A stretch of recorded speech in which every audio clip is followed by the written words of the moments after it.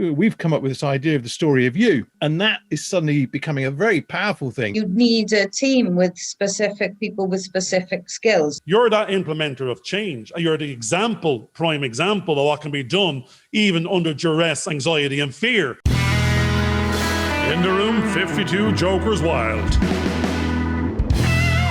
Welcome everybody to another Friday of In the Room, and this week with Garvin and myself is Donna Phillips, who has the International Film Network website. Is that right? Or on Facebook? That's one of the things that I think that we've been looking at and we will talk. But again, as Garvin and I normally do, we don't normally talk about the subjects. We go off into cuckoo land and various other different places and just see what happens. We free flow through the conversation.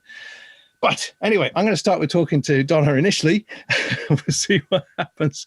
Hello, Donna. How are you? How's it going in Spain?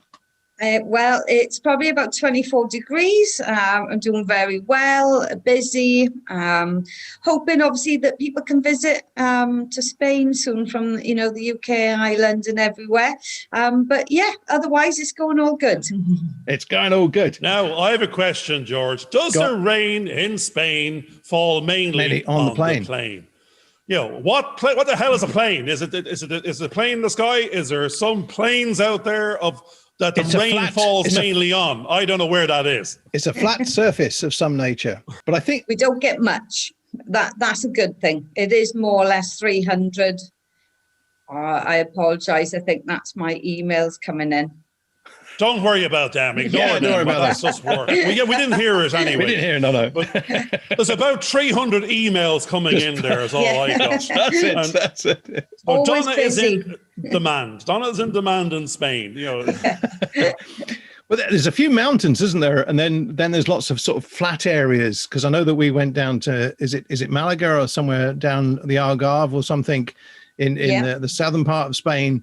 And there's a few lovely sort of towns there, but it was lots of flat areas that were nearly scorched as far as I can remember. And then you had a few mountains off in the distance somewhere that you could actually get to. So whereabouts in Spain are you?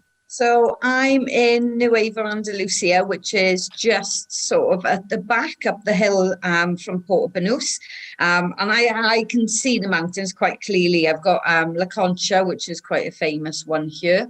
And luckily I'm on the top terrace, so I get a view of the mountains and the sea to the right-hand side, which is just, great when you're working from home, really. Donna, all I heard was you like looking down on people. That's it. You're on the top terrace, looking down on the riffraff. Every now and again, you probably just have that plant, you're watering your plants on your veranda, and people think that rain is back, but it's just you looking down on them. Pouring. Actually, I know what they used to do in the medieval times. I don't know whether you throw that bucket over the edge any time now, so soon. But that's it. The little people are underneath. You're on the veranda. You're up there looking down and looking up. But you're in Spain, but you're English, and you're going. You're in the film. You were in the film area, but you've left the UK for sunnier climates. But I mean, we had a little chit chat before this the other day, going, is there anything that might get you back? Or is it more a case of, because you can work from anywhere in the world now with all this technology, you're going to bring the work to where you are, even though you might step back into the ring of film production and all that type of stuff?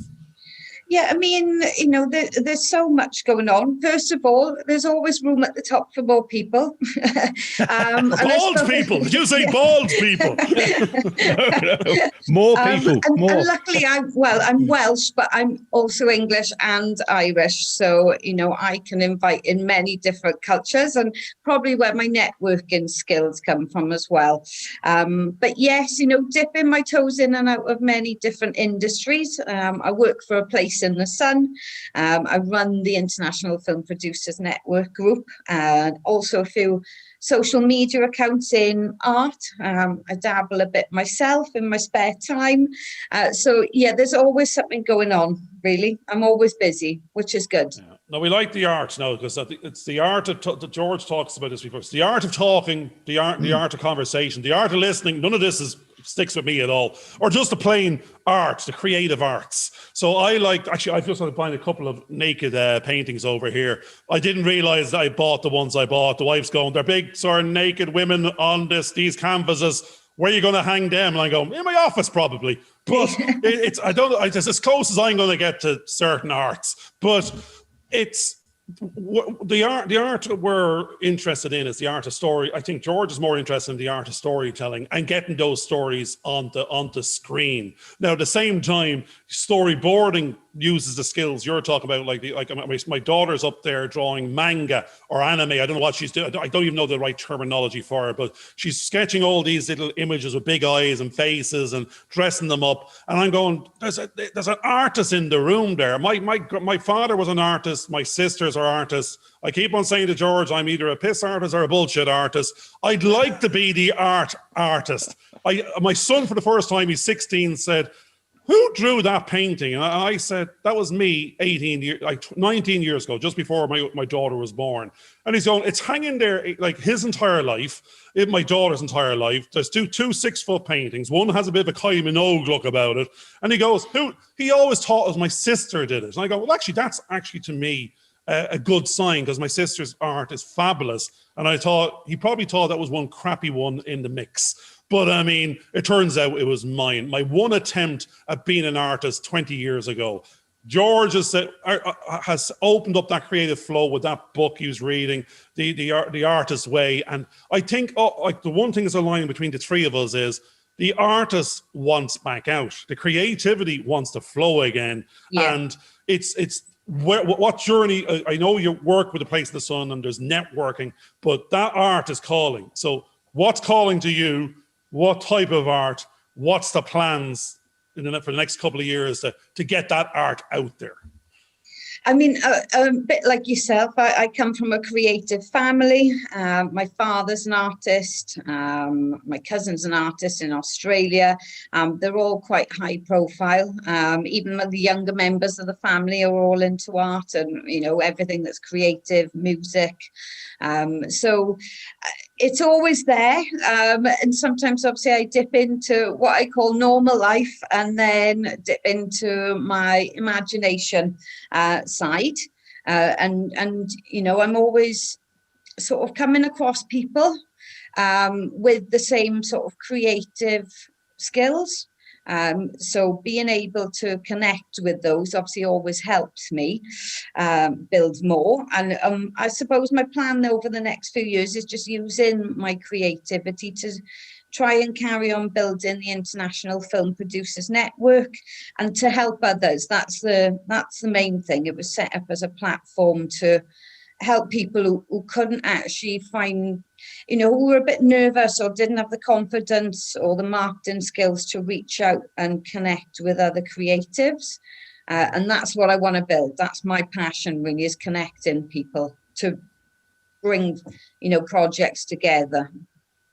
And you were showing us a few little bits of artwork last week, just a few sort of things. And I'd been mentioning something called neurographica. And basically what that is drawing lots of circles and then drawing lines through them and then rounding things off and then coloring them in. And the great thing is I write a journal, because Garvin had mentioned I was doing Julian Cameron's The Writer's Way. And what I found is that by writing 3 pages every morning and just getting into the rhythm of it, it actually opens you up, just gets that flow going. And you start to realize, well, now I've got rid of all the stuff that I don't need to think about anymore. I can now be more in the present to do things. And I know that I'd stopped doing artwork for a bit because I'd actually showed somebody a piece of my artwork and they said, I can get someone from Romania to do that for about 25 quid. And I went, that's not what it's about. It's, it's kind of, it's the creativity thing. But now what I'm finding is that because I'm not overthinking it, I'm just sitting there and doodling, and the doodling process generates all kinds of things, which I think is fascinating, because you're not trying to make it look like something.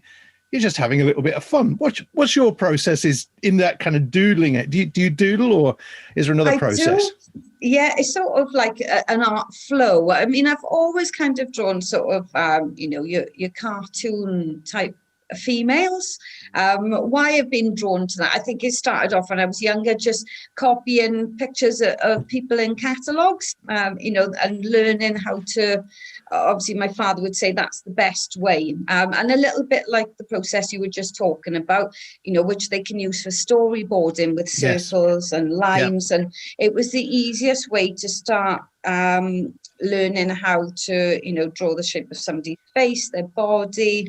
I've got a couple of ones that I've got here. I've got a pad that I've probably been drawing in since probably, I would say, that the start of lockdown. I really started getting back into my art, and I hadn't done it probably since my late teen years or early 20s.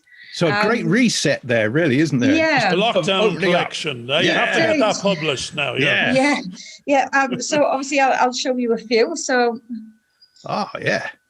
And I'll mix everything from, pen to pencil, crayons.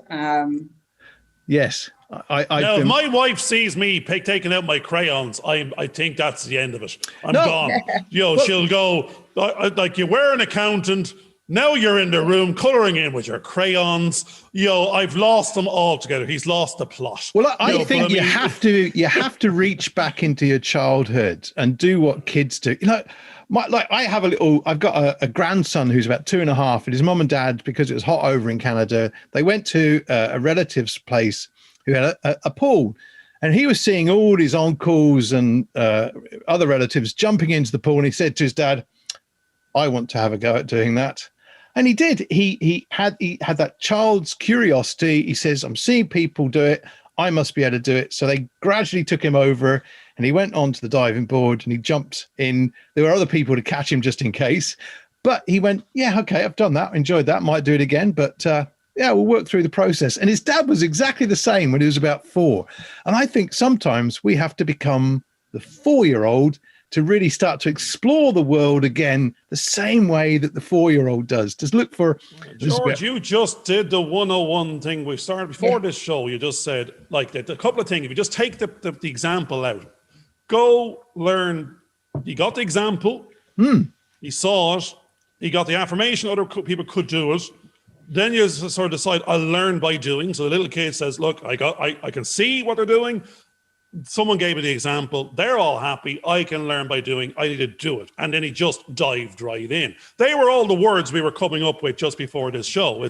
We need to get the free flow going and just learn by doing. Just do it. Just dive right in. Don't overthink it.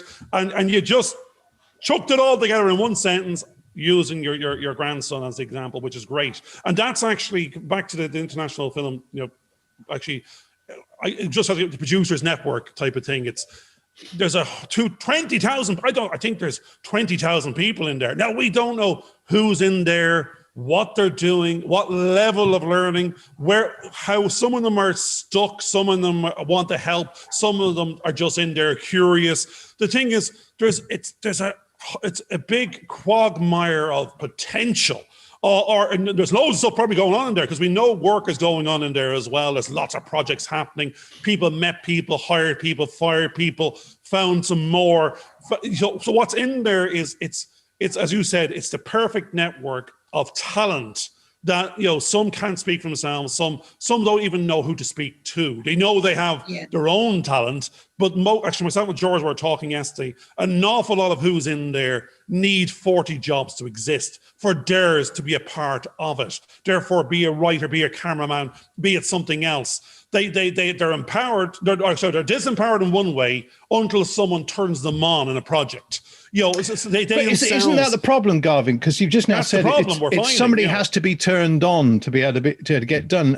George, you can't be saying I think this is PG. No. You can't be saying they have to be turned on. Yeah, but you think about it. You think it's about that idea of being given permission to do something. And I think what's really lovely about the story that Donna talked about last week was that she was in control of that switch. She was able to sort of direct herself in where she wanted to go, and that's where a lot of people I think have problems. Is that what you do you come across those kind of issues with some of those people that you're connecting with in your group? Yes, I mean, from the beginning, it's why the group was set up. My father was a brilliant artist, but he found it hard to do the promotional side or the marketing. So, I started doing that for him. I worked with friends, on a couple of short films, and it was always about people finding the right people and nobody knowing where to start. Obviously, we spoke about it last week. One of the main things that everybody's after is investment. Oh God, that dirty word. That's a dirty word. You can't be using that here now. Not knowing where to start or where to go. I mean, it's good that, what I have noticed, obviously, over, especially the sort of past like 5 years or so, I would say, is that there's a lot more opportunities, a lot more courses, a lot more, people giving, online sort of tutorials, being able, obviously lockdown stopped it, but physically being able to go and join in with a group, whether it be acting or, photography, video skills and things like that. So over time, the younger people are the ones who've got the most confidence, or the most opportunities, I would say. So maybe that puts some of the older people off of whether, they would sort of go down these routes. And because there are so many options, it's knowing who are the best ones, because people don't want to waste their time and they want to bring their projects, which mean the world to them, to fruition. So it's about finding the right network of people, not just anybody that's, in the group or offering these packages, I suppose. No, what I heard was there's an awful lot of, not that it's necessarily for sale. It's like there's a lot of great things in there because it's a very focused group of similar interested people in an industry. So therefore you can say the training is good because it's available there, whether it be free or whether it be, a taster and a freemium, the premium.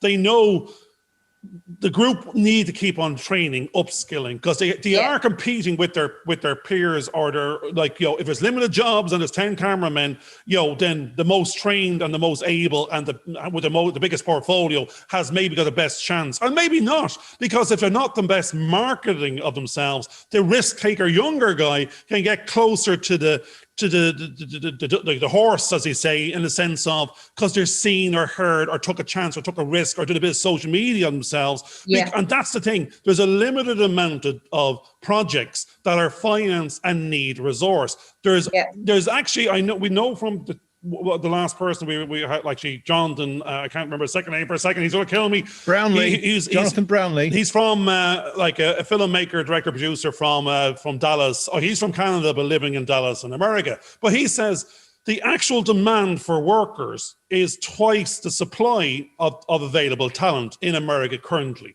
But at the same time, there's loads of people around that can't get the job. Now, what you had was a bunch of young people which haven't got the backlog of this is what I did lately and haven't proven themselves. So therefore, the production companies go, can't take a risk on that because I'm just here to get my work done at a high quality. You have people like ourselves, which are the mid-50s, could be going, we don't want 16-hour nosebleed days. So they're at this, and then they also know, even if we say we do want it, they won't take you because they know you don't really, and you're not able for it anymore. So there's a bunch of markets whereby it's those well-abled ones in the middles have the job for life all day long, and the young and the older could find it a bit more difficult based on some are slowing down, some are heating up, some don't have all the bells and whistles and IMDb credits to be picked. So it's this, and never mind, they don't know what queue to get in. We were talking about queues before. So they don't even know the work is available. They don't know where it is. And they're so far down the queue, they get disillusioned. So even though there's a massive amount of work out there, which is quite strange. I mean, you could take it back to basics, and I suppose, old sales techniques, where as really, if you've put yourself, made yourself a little portfolio, and that you would reach out to 100 different film companies, for example, whether it's in your area, another area. It's about not knocking on doors and putting yourself out there. That's how people would have done it, years ago, and yes, there are opportunities now which makes it easier.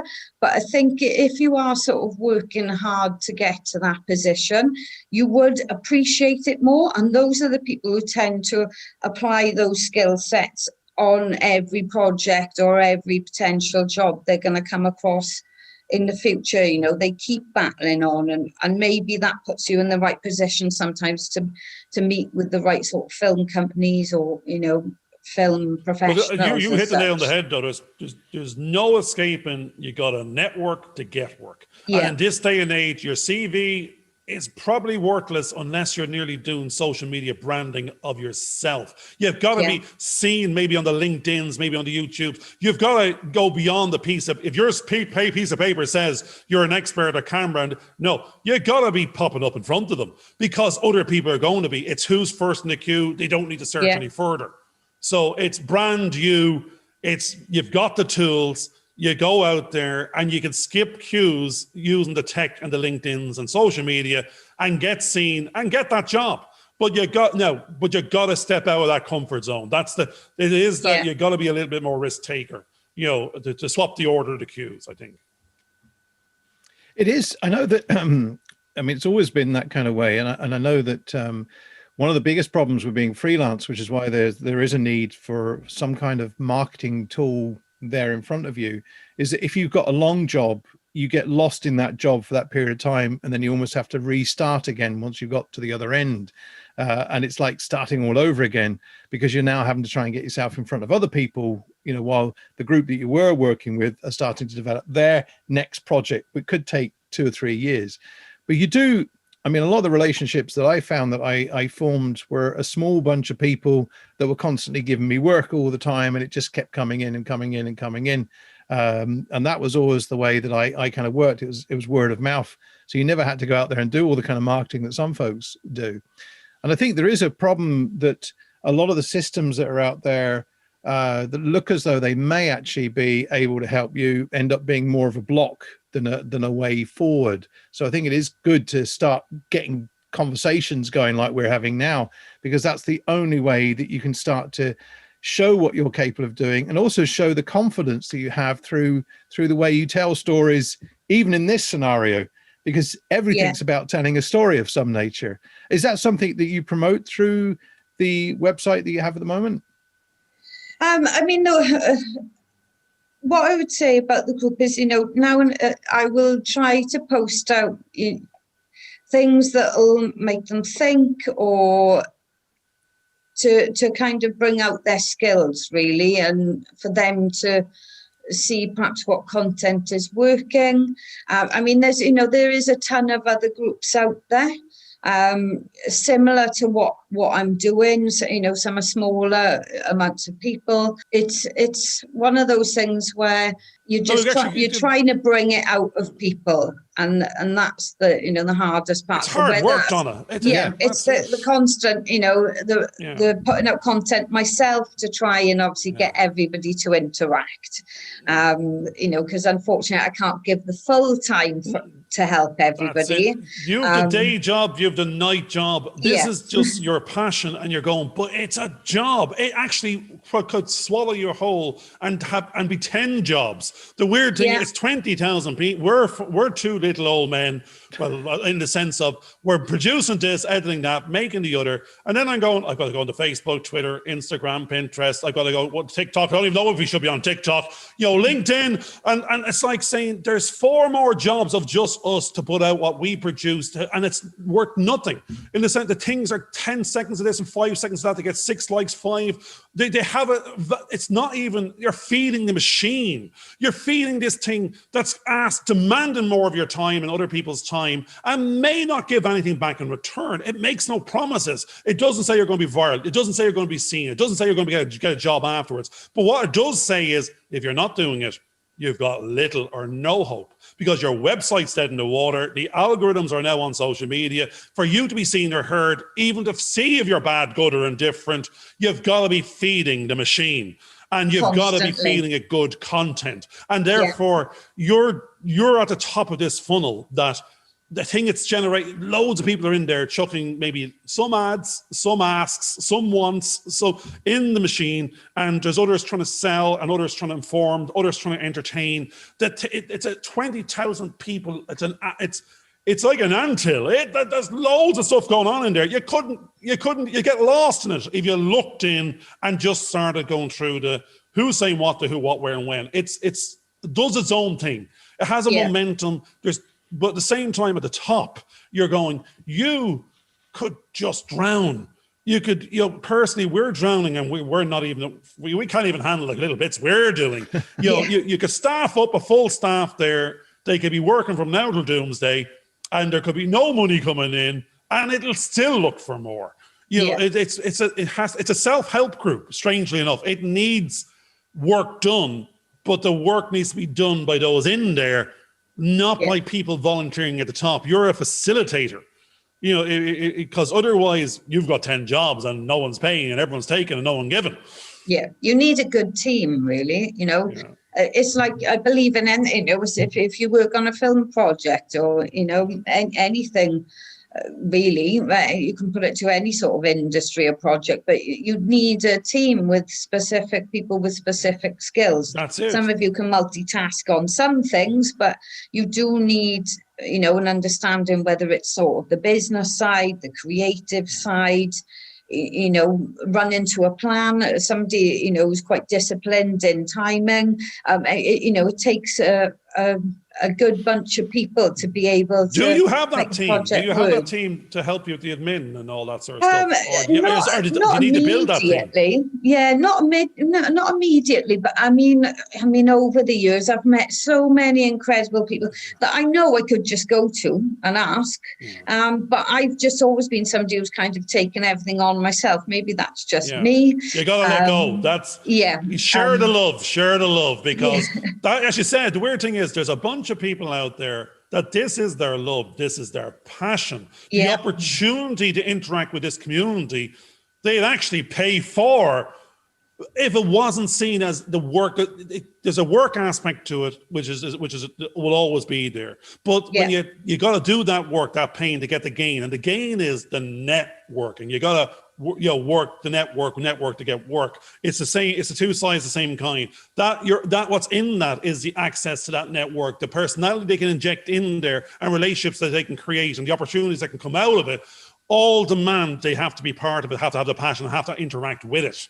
But I mean, I think it's time you put the call, because this thing has grown to a level that it's a formidable something. It just needs to be. It now needs to. You can empower it. You've got this beautiful community that is doing what it's doing by itself. But now you can, if you can step back in, you can direct it, you can empower it, you can package it, you can, it doesn't know what it's. There's no one running the. Don't mean no one running the show. Everyone in there is doing what they're doing. But you can take it, or something like when we say to you, with myself and George get frightened because every time we hear the word "you," that means I have another job. You're going, no. The "you" is you can empower where it can go strategically. You can affect who can get involved and who should get involved, and find those personalities that have the passion you have that can bring this to where it needs to be, which is actually the one we begin this whole conversation is hidden in there is stories that need to be told and captured and made. And the biggest thing which may be missing is finance. But in the absence of them being brought out and packaged and pitched, they can never be financed, because the financiers don't know what it is, don't know what the value is, and can't see that. That is in there. We just need to figure out how to bring it out. One of the issues, though, I think that is constantly happening is that everybody, we mentioned a short time ago, that what's happening is a lot of people are becoming multi-hyphenated. So they're becoming the producer, director, the cameraman, the editor, the script writer, the storyboard. That's because there's no finance. I know that's because there's no finance. But what ends up happening is that a lot of people then become so locked into that silo, because you've talked about silos quite a bit, Garvin, that everybody falls into a silo. In a way, that's a silo, and everybody feels comfortable because they can do all these pieces, but then they've stretched themselves so far. But one of the things that we've started to learn, I think, on our journey together is that we can only do so much, and we have to start to simmer down a little bit and start to realize, where are our limits? Where is the framework that beyond that, really, I shouldn't be doing this because that's somebody else's? And I think one of the things I've started to learn over the last couple of years is that what I need to now do is empower other people. Yes, I know there isn't the finance sometimes to do that, but we have to, if we're an artist, we talked about art earlier on, we end up doing things because we start to work. But I think one of the other things that we have to start to do is start to work with other people in some kind of community or some kind of grouping that allows us to build those soft skills, where we start to realize that we can trust the other person to do something and empower them to take on those sort of responsibilities. Because I think what often happens is you have a great leader, which is what Donna is, and quite sometimes we can be. And what happens is everybody just relies on that person to do it. Now, I've been in a union before where everybody's kind of moaning to me and say, well, why isn't the union doing something? And I had to turn around to them and say, the union is not me, it's all of us. So what are you guys going to do? Because you've got to do something. You've got to commit to something. You've got to do something and sacrifice something. It's not just one or two people that end up getting burnt out by the end of the process. And I think that becomes important, because I think we've all experienced that in some way. We want to carry on, but it's trying to find a way to empower other people now to take some of those responsibilities to make it live a little bit longer. George, you've used some nice words there. I'm going to jump in for a second again, because it's using you've used the word framework and you've used the word silos. What we know what's in the group is there's 100 silos. So they're not silos. What we mean is there's a silo of expertise of camera skills, there's sound skills, there's animation skills, there's story. Each one goes, my primary job function is I am an expert in camera. So therefore, I'm not an expert in sound. I can do a bit of sound, but if you had to silo me, I want a visual job, a video job. I don't want an audio job. So there's a frame. You're sitting at the top of a framework of silos of, in here is, I can framework it, but if I go into any one of them, I will get sucked in to what their needs and wants are. And it's not, no, they're in there sorting themselves out, and they're in there for a reason. They're curious as to what the news in the industry is, what access to new training is, what they should be doing. If they have a job, they're gone and they might dip in. If they've no job, they're in there looking to get a job.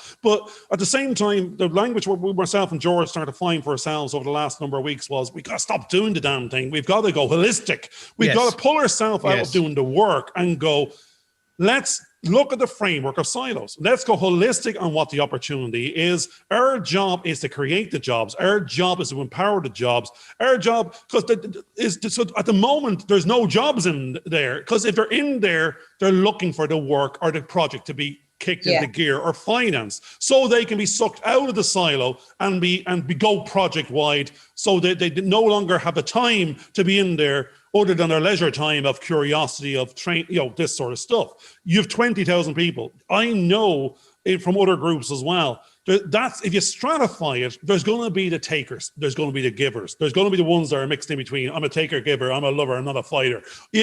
But there's going to be a bunch of people expecting other people just to solve their problem. There's other people like yourself, giving of your time to it and asking for nothing in return.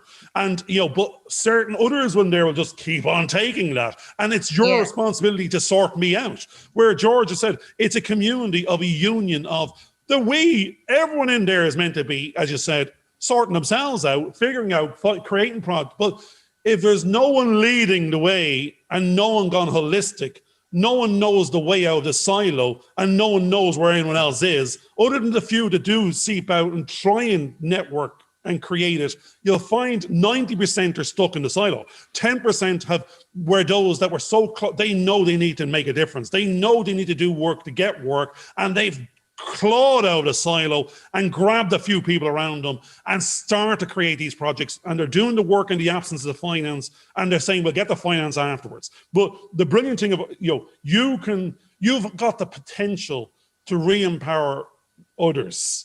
And I think you got to find those friends and let them realize what's here is an industry. You have a sub-industry that is there. Now, in it, it could be just 20% of that 80% of that 100% is bubbling value, ready to go.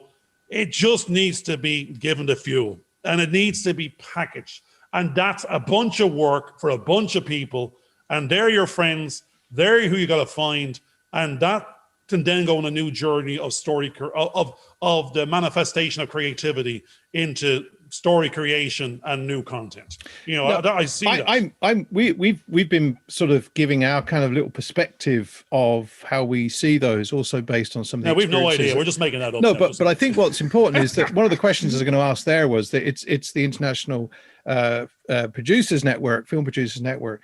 Is there any themes that are coming through that those within the community are actually saying that their needs are? Are they starting to highlight any of those kind of ideas or problems or issues? What are the main themes that they're coming up with? I mean, most of the main one is that they're all looking for work.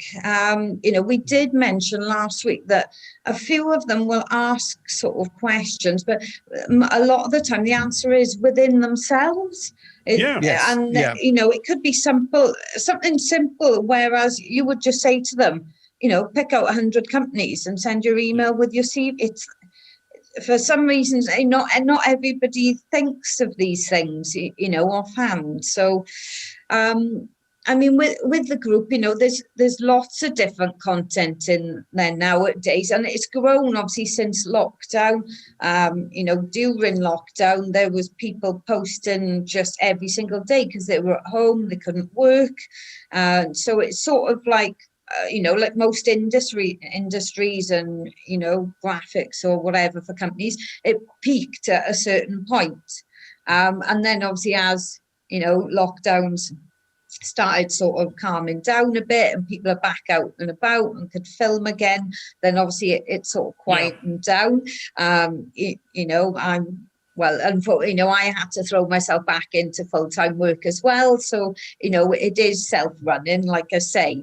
But it would be nice to be able to pinpoint and offer opportunities for people in there. So again, it's back to it's the pain. The pain is, Donna, you're already doing 8 jobs. You know, you can't. Yes. You know, you want to give more, but to give, you got to take from somewhere else, and it's so. Therefore, the strange thing is now, and I'm like, if it paid, would you swap A for B? The problem, what we've noticed in other groups is they didn't know how to monetize it at a height that they can actually staff it properly and admin it, because what it is that's saying in a couple of words, we need a recruitment firm because there's a bunch here offering jobs and a bunch here, like, you know, that want employment, but we don't know where we are because we have to find the funnels. You know, we could get lost in here. We post something that's gone in 5 seconds because the way the algorithm works, because you're actually on Facebook or you're on LinkedIn. I post something that's gone in 30 seconds. If it's not pinned, if I wasn't on with the job and I didn't see it, I'm gone. So therefore, this is the problem with, you know, there's some people out there that are posting, like, I guarantee you, 3% of that 100% are posting. 80% are passive and they're just reading. So or something like that's going on. So you'll find those that are posting are either doing they're advertising, or there's others, or maybe they're trying to, you know, advertise there's a job, but or maybe they're just trying to promote themselves. But in their other groups give about, they nearly call it spam, because they're going, if you're successfully generating content, we could drown the group in our content. It's content but if we put it in, no one else gets a chance because we can just keep on putting it in. And that's the problem. You're going, what the group is about, if you strip it back in functionality, it's people want a community. They want to know people in similar situations themselves. They want jobs, and they want other people to help them find it. If they find one themselves and they have one, they'd like to give back and then say, well, there's another job going here where I am. You know, I believe in the group. The interesting thing about what we're talking about there, because there is a kind of anomaly there, because I know, Garvin, you've talked about this in the last couple of weeks, and we've discussed this, that if we go out now to do a job, we're sucked into another system that basically eats up our time and doesn't give us back the value that we feel that we have to put in. Now, a group of producers, you'd kind of think, if they're jobbing producers, then they're not what we associate with producers. Producers are someone that initiate ideas, develop them, and then try to find the funding to get those things going. So it will then generate work and generate other prospects for them. Whereas there are other producers that are like me, or that I was as an editor, where I just went from one edit job to another, and they're just taking on those jobs just to pay the bills. But in the end, they've never actually directed their life along a certain path. And what I loved about the conversation we had with you, Donna, last week was you seem to be the kind of person that actually directs where you're going, sees the connections, and starts, and you're creating your own life journey, which I think is the most powerful thing. And that's something that I kind of feel that we need to encourage other people to do is don't rely on somebody else to lift you up. Find a way to create your own life story. And I think we've come up with this idea of the story of you. And that is suddenly becoming a very powerful thing. You mentioned earlier on that the answers that most people had were actually within them. They just weren't putting them out. And I think that's what we've got to try and nurture in folk is look within. Yeah.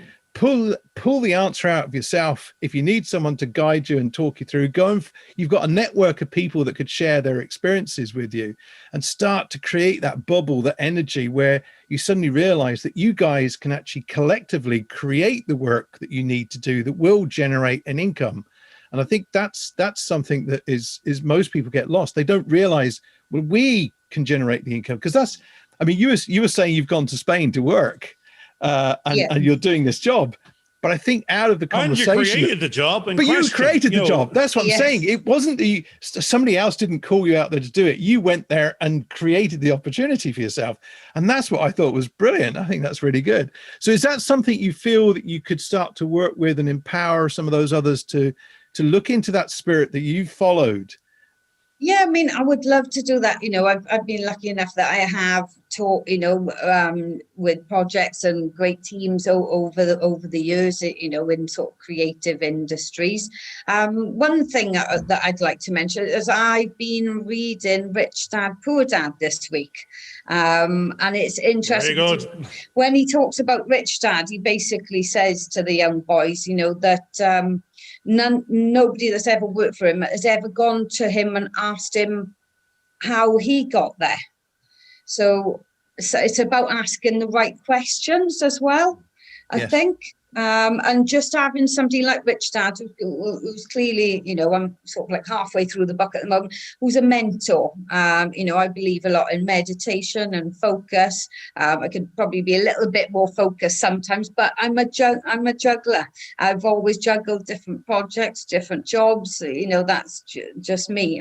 We don't call you a juggler, because see, what we are is 52 jokers wild. Wow. You're a joker. A joker is a chameleon and takes on any and all type of jobs, and then if that one doesn't suit, I'll do another one. But it's not afraid to do the work, and it's not getting stuck in one silo. It's like, if you're not happy with that one, I'll do this one, and there's nothing going to stop me. I can train myself up, I can dive right in, I can empower. I don't need to be the expert. I can be the joker, and it's not the comedian, it's the chameleon. It's that type of thing. And that I see in affinity with you now, because you just keep on saying, oh, I'm going to do it. And then you set up a group, 20,000 strong. I'll just go, one of the founders, I'll just go do it. Flows as it goes, I suppose. But, I'm a believer in change. You're going, I think you got to go back to your baby. That baby is 20,000 strong, and it doesn't know. You just need to take control of it and go, right, we're going to finance movies. We're going to create jobs, and we're going to staff it. We're going to empower it, and it's going to pay for it. It's not about the money is a weird thing. It just because people have to pay bills. They can give of their passion time, but if it's their functional silo time, that is to pay the bill. And they got to feed their own baby, their own family, and therefore. But there is, as you said, you've touched on it, there's a coaching, mentoring, give back group in there that if you can package them, they will float to the top and want to empower the next level to bring them out of their silos so they can package themselves into jobs and careers and training. But if it's an I all over the place, the only answer is a we. The doing is going back to the person themselves has to act on it, do it. If the coach and mentor, George keeps on telling me, is all they're going to say is it's up to you. But they might show you a way or open a door or show it's in you. But the only person they can make it happen is a you. But being part of a we, I think, will help it happen, have a better chance of happening, maybe. You were going to say something there, Donna. I can't remember. I know, I'm hugging all the time. I know. Okay, I'm used to Garvin now. It's all good.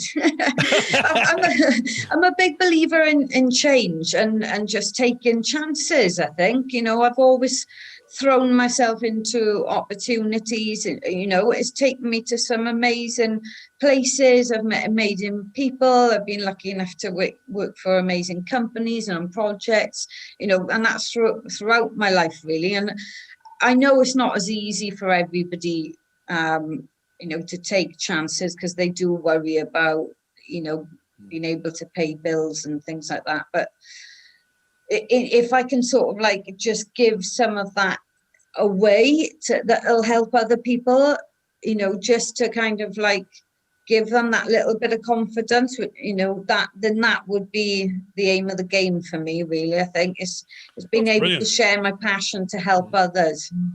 You were mentioning there that obviously there are some people frightened to take the risk of doing some of those kind of ideas. Are there any insights that you could give those people to think about so they might maybe change their perspective on that? Yeah, first of all, I'd say definitely meditation. So, you know, every day I do a meditation, whether it's for, you know, 20 minutes, half an hour in the afternoon, or a little bit of time in the morning. I just find it kind of helps to focus, especially, you know, for people who might be struggling after, you know, the recent events with the lockdowns and everything, with anxiety or depression or anything like that. But it's a way of helping you with your own self-belief and getting to know your own mind, your own body, knowing how to calm yourself in these instances. And I find it does help you to focus ahead. So it might help you to, you know, just start a plan, even, you know, if you're just going to start the first couple of months of trying to work towards something. Because I believe if you're feeling, you know, better within yourself, then it's going to roll out to the other areas of your life anyway. And how do you find that meditation deals with fear? Because fear is, our very first show is about fear. And I think that's something that a lot of people have.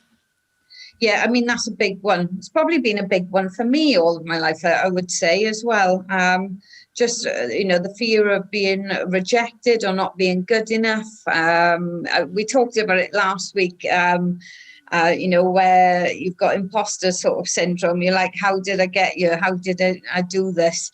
You know, because everybody has it now and again. But just keep working a little bit on something every day, I think. You know, there's plenty of meditations on YouTube. Synctuition was a really good one for me, which I used during lockdown. I've been listening to meditations for years, but I think sometimes my ideas were getting drowned out because I was in the wrong place at the wrong time. Sometimes, you know, around nice people, but just people who didn't really understand me or what I was trying to achieve, really. Do you find that there can also be a bit of a toxic positivity because sometimes that can make people feel that if they don't achieve certain things, they're failures? So it can also have a reverse effect. Is that, you know, are there specific things that you would meditate on that might help you in that area? I mean, if I'm looking for, you know, meditations, one would be, you know, anxiety. I mean, there's so many of them out there. I tend to mix and match them up, depending on how I'm feeling on that day, I suppose. So if I had a day where I was feeling like I was procrastinating and I couldn't focus, then I would choose a meditation that's based around focus. And then if I had a day where, you know, I just wasn't feeling confident enough to do something around anxiety, I would find a meditation to match that. So again, it's about change. I think life is just about change. I'm going to jump in there now because we've got to set a task now for I'd Garvin. just go off this is and wonderful. meditate and do a bit of yoga there for a while. Yeah, go on. And I'm going, all right, I've got to stop. I've got to honestly stop this. You see this thing here because that he's got behind you're his losing neck? me, the period. No, that was your time for meditation, Garvin. Imagine Your meditation George time. there in his yoga pants out the back, putting his leg behind his ears. I don't know what he's doing. I think I know Russell Brand is big into it. So Yes. he's going to be going around in his pajamas and toga shortly. But no, I'm going to go back a little bit to what you were saying, because change. But then the whole thing here is reminding me of another one of our guests, Frederica Murphy, and she just wrote a book called Leading from the Edge or Beyond the Edge, one of those. But the edge is the edge of your comfort zone. And it's that, and the whole point of change is, if you're not changing, then you're in your comfort zone. You're comfortable. You might not be happy, but you're not willing to change. You're not willing to take on new learning, go on a new journey. If you are, we were rattling in our comfort zones, realizing that we're not happy here. We put up with it for years. We had to break free of it, but to break free of a comfort zone, you had to go beyond the edge. You had to change. The only thing that you had to change, and you had to change your surroundings, maybe your people, maybe your relationships. As you said, most of the time in my life, I was talking to, you hit the nail on the head. I was selling to the unconvertible. They weren't my audience. They weren't my customer. I felt rejected from somebody that was never going to buy, that was never the right person. Therefore, you were the blind lead. It wasn't the blind leading the blind. You go, if that was my measure of success, which was rejection from those that didn't want to buy and was not the customer. And I never went any further, because that's the first level of rejection. That's where I think a lot of people get stuck. They got rejected once with the wrong people, and then they were afraid to go to the second one. And that my sister, the artist as well. I had no customers. 30 years ago, she started being an artist.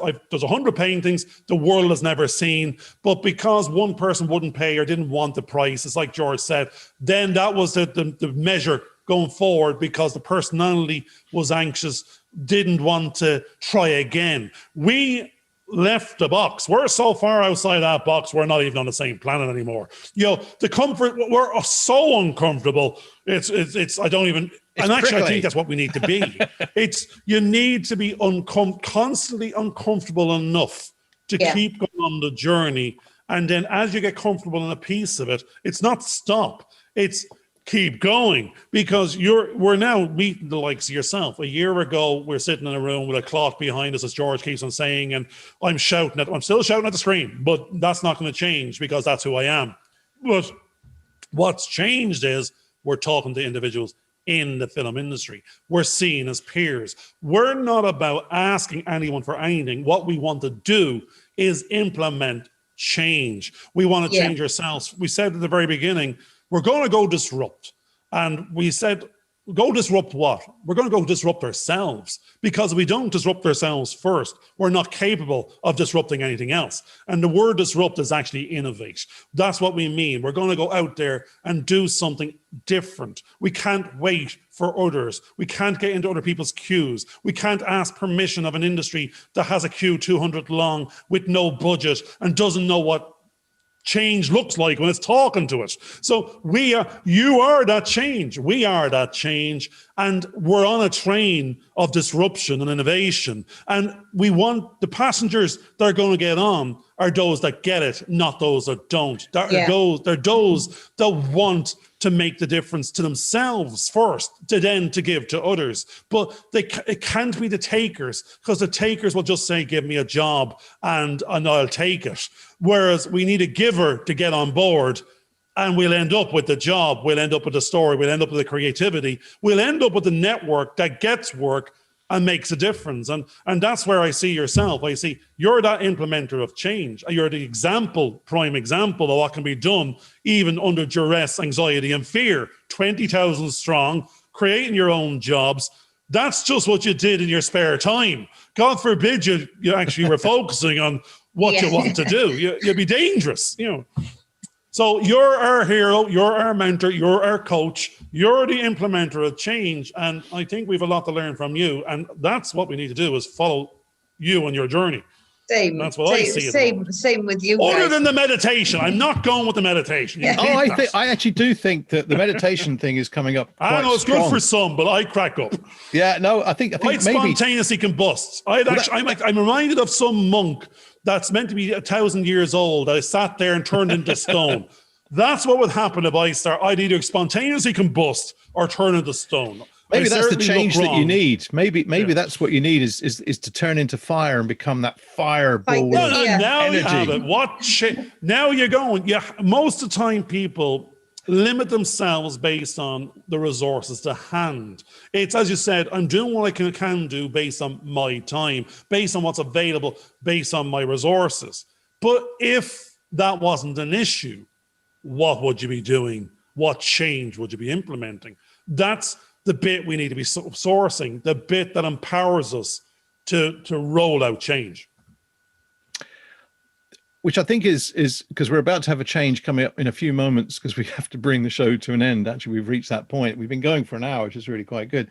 So what I'd like to do is just to ask Donna, we've had this great conversation about really the energy that's needed to be self-motivated. And some of the things that you've talked about is that you've been using meditation to help, if you like, fine-tune yourself, refocus yourself, get yourself online. Garvin actually mentioned the train a short time ago. And when I mentioned that the other week, he said, no, George, I'm going off road. So we'd have to remind Garvin that he's become too defined by those 2 tracks, and we need to get him off road again with the big wheels and just going when nobody else has gone yet, which I think is really, really good. And I think that's what's motivating us through the conversation, that we've experienced this idea that although you're working, you're actually the instigator of that work. You haven't had to be led by somebody else. You haven't had to get permission. And one of the things that we've kind of talked about during the show is that a lot of people, they're talking about how to get work to pay the bills. And they end up getting themselves trapped in a silo in many ways, where they go off and just do those jobs, but they never really achieve the goals that they had originally set themselves. And I think that's the key. So what I loved about what you're talking about is that you've got your job, which generates your income. You've also got your passion, which you've kept in parallel. Maybe they're the 2 lines, the railway lines we have. And I know that with my students in the past, I've always said to them, you're generating income, so you need one source for one thing, but you've got to make sure you have that time to create your passion, to make sure you can achieve those, because the job will come and go. They always have a chapter. They're like a chapter. They have a start, middle, and finish, and you have to go on and do something else. But your passion could last you a lifetime. And I think that's a really, really important part of that sort of journey to actually go through. And however you want to, whether it's meditation, that's working for you. It's something similar, I think, that I might be into. Garvin does something different. It's a creative Red Bull in my creative case. Red Bull. That'll keep me going. I actually think Garvin's meditations, that he starts to talk, and actually as he talks and talks and talks, he actually works things through. That's externalizing. I'll be out in the middle of the garden here. People think I'm talking to actually, I'm probably talking to God. I'm talking to the universe. As I said before, I have a list like Santa Claus of what I'm asking the universe for. I want this, I want that, I want the other, and 3 of those, because if you don't ask, you don't get.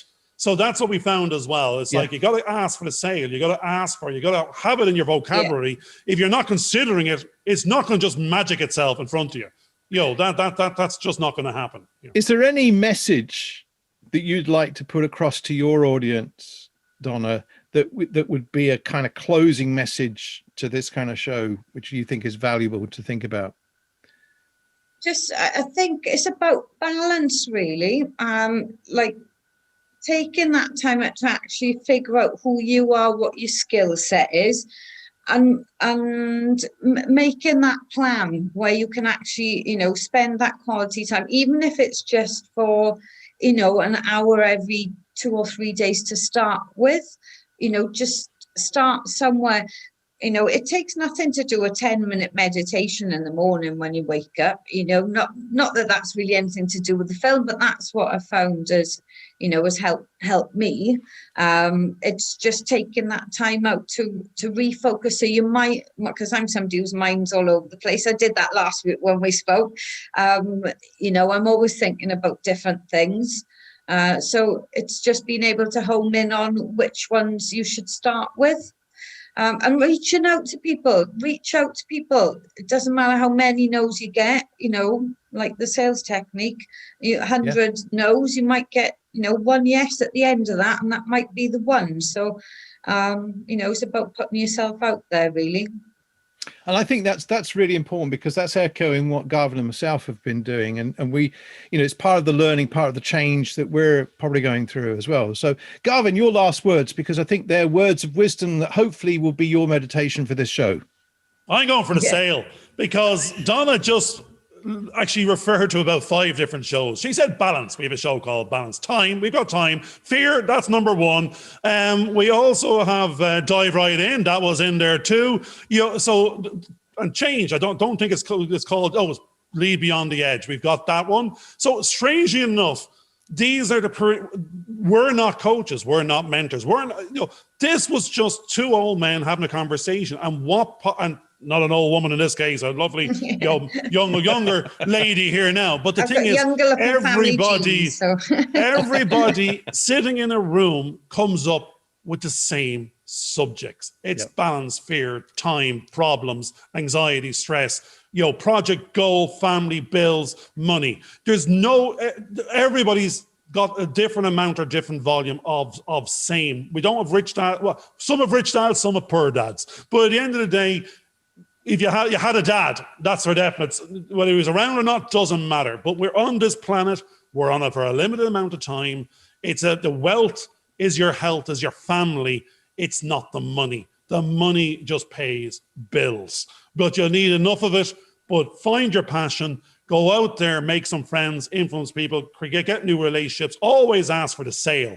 And if you get a no, you're in the wrong room. It's not your customer. Don't worry.